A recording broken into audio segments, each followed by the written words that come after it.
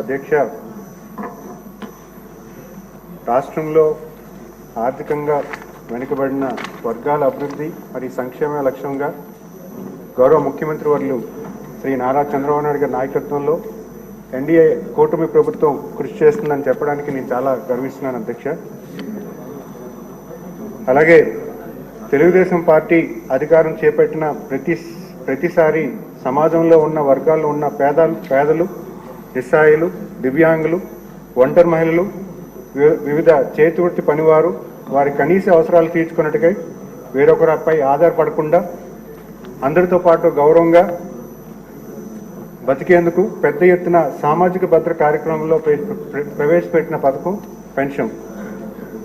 మనం చూసుకుంటే 2014 సంవత్సరంలో గౌరవ ముఖ్యమంత్రి వారు శ్రీ నారా చంద్రబాబు నాయుడు గారు 200 పెన్షన్ని 1000 రూపాయలు చేయడం, 2018లో 1000 రూపాయల పెన్షన్ని 2000 చేయడం, అంతేకాకుండా అదే క్రమంలో దివ్యాంగులకి, డప్పు కళాకారులకి, ట్రాన్స్జెండర్స్కి 300 చొప్పున పెన్షన్ మొత్తాన్ని కూడా పెంచడం జరిగింది.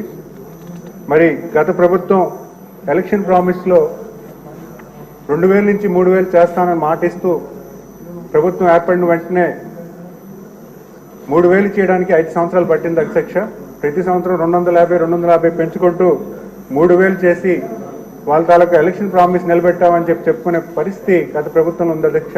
మరి ఈరోజు ఈ ప్రభుత్వం ఏర్పడిన వెంటనే ఎన్డీఏ కూటమి ప్రభుత్వం గౌరవ ముఖ్యమంత్రి వారు ఆయన పొజిషన్ తీసుకున్న వెంటనే 3వ సంతకం పెట్టారు.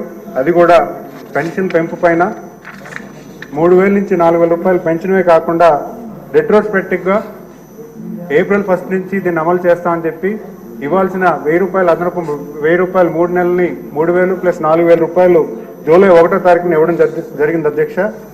అంతేకాకుండా డిజేబిలిటీ పెన్షన్ కూడా 3000 నుంచి 6000 చేయడం, అలాగే ఫుల్లీ బెడ్ రిటర్న్స్ వాళ్ళకి కూడా 5000 నుంచి 15000 చేయడం, క్రానిక్ డిసీజెస్ వాళ్ళకి కూడా 5000 నుంచి 10000 చేయడం, ఇవన్నీ చేయగా ఈరోజు ఈ పెన్షన్ బడ్జెట్ నెలకు 1939 కోట్ల బడ్జెట్ నుంచి ఖర్చు నుంచి 2758 కోట్లకి పెరిగింది అధ్యక్ష.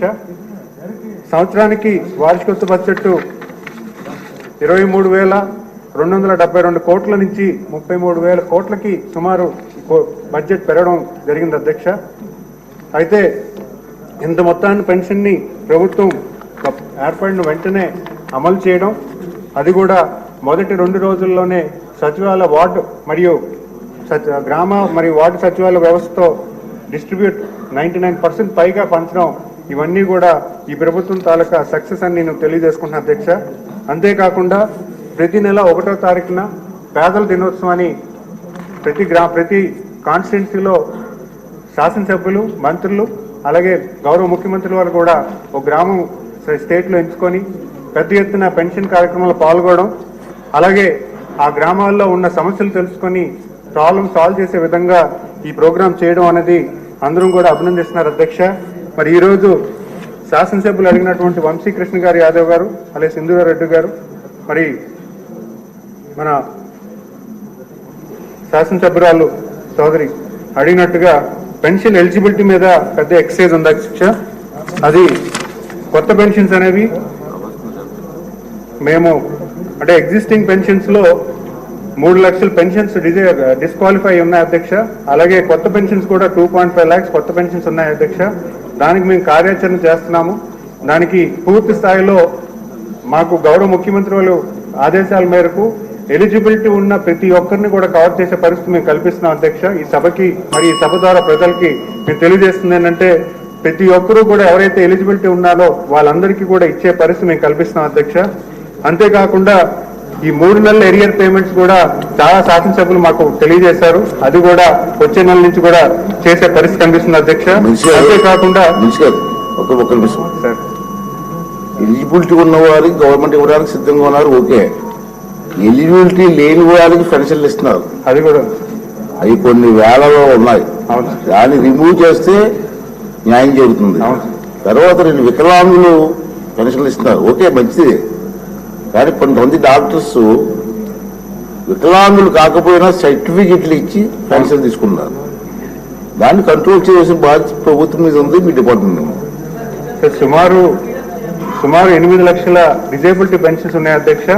మనకున్న వ్యవస్థలో దాన్ని ఎలాగ స్పీడప్ చేసి ప్రతి సదరన్ సర్టిఫికేట్ వెరిఫై చేసే విధానాన్ని కనుక్కుంటున్నాం అధ్యక్ష. ఎందుకంటే ఈరోజు మనం వెరిఫై చేసే విధానంలో కూడా పూర్తిగా మనం అంటే ఎటువంటి స్వార్థం లేకుండా ఎలిజిబిలిటీ అనేవాడిని ఖచ్చితంగా మనం పట్టుకొని వాళ్ళకి పెన్షన్ ఇచ్చే పరిస్థితి కల్పించాలనే ఆలోచనతో దాన్ని కూడా పూర్తి స్థాయిలో హెల్త్ డిపార్ట్మెంట్ తో మళ్ళీ పబ్లిక్ హెల్త్ డిపార్ట్మెంట్ తో కూడా మేము కార్యాచరణ చేస్తూ దాన్ని ముందుకు తీసుకెళ్తున్నాం అధ్యక్ష. అంతేకాకుండా స్పౌస్ పెన్షన్స్ కూడా చాలా మంది అడిగారు అధ్యక్ష. వెంటనే ఇంట్లో భర్త చనిపోతే భార్యకి వచ్చే వెంటనే భార్యకి పెన్షన్ ఇచ్చే పరిస్థితి కల్పించడానికి కూడా దాన్ని కూడా కార్యాచరణ చేస్తూ వచ్చే నెల నుంచి దాన్ని ఇంప్లిమెంట్ చేసే అవకాశాలు కల్పిస్తున్నాం అధ్యక్ష. సో ఈ 3 ఎరియర్ పేమెంట్స్ కూడా స్పౌస్ పెన్షన్ కూడా వెంటనే క్లియర్ చేస్తున్నాం.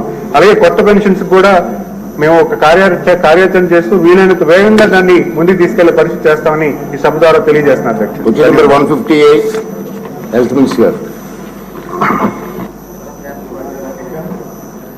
సభ్యులు అడిగిన మొదటి ప్రశ్నకు సమాధానం లేదు. అప్గ్రేడెడ్ అనేది నిరంతర ప్రక్రియ. ఓపీ, ఐపీ, మేజర్ సర్జరీలు, డెలివరీలు, బెడ్ ఆక్యుపెన్సీ రేషియో మరియు వర్తింపజేసిన జనాభా వంటి కీలక పనితీరు సూచికల ఆధారంగా ప్రతిపాదనలు ప్రాసెస్ చేయడం, అనుగుణంగా అప్గ్రేడ్ చేయడం జరుగుతుంది. రెండవ ప్రశ్న